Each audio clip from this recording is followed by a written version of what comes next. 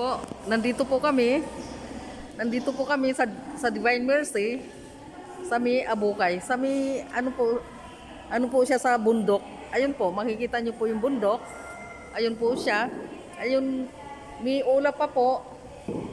May ulap pa po na nasa kita niyo nakapantay po sa puno.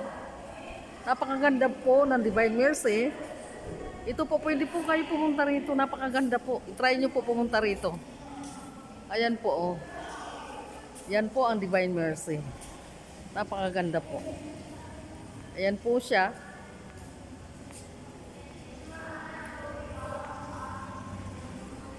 Ayan po, oh.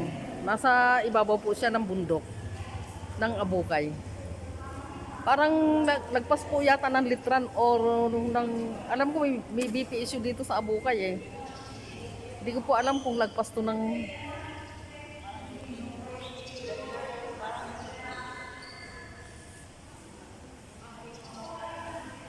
hindi ko po alam kung lagpas to ng Litran.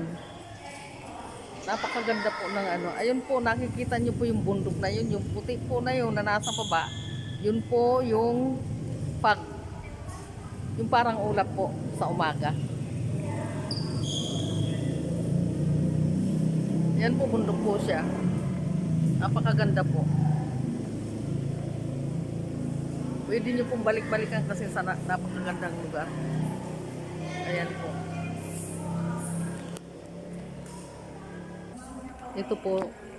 Ito po napakaganda po ng Divine Mercy po. Pwede po kayo pumunta rito. Ayan po. Ito po.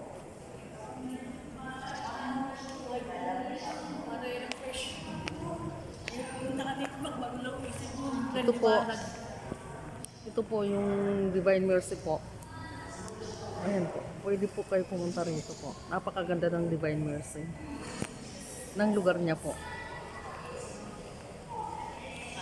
Ito po yan.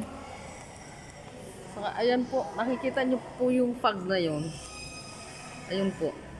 Yun po ay fog na nasa baba ng bundok. Tapos ito po yung pinaka-charts. Ayan po, napakaganda. Ito po siya. Ayan po. Napakaganda po ng Divine Mercy.